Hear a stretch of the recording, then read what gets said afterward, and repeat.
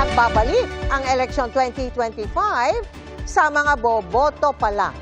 I-review po ninyo, review natin ang itsura ng balota ngayong eleksyon. Sa sinasabing pinakamahaba na pagpipilian sa kasaysayan ng bansa.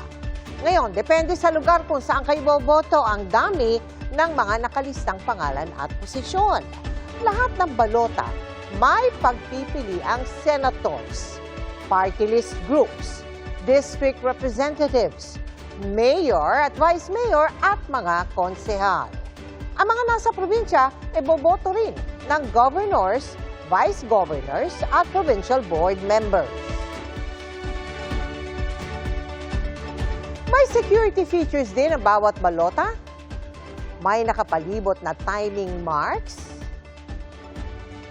QR code sa upper left, at security marks sa upper right, lower left, at lower right sa harap ng balota.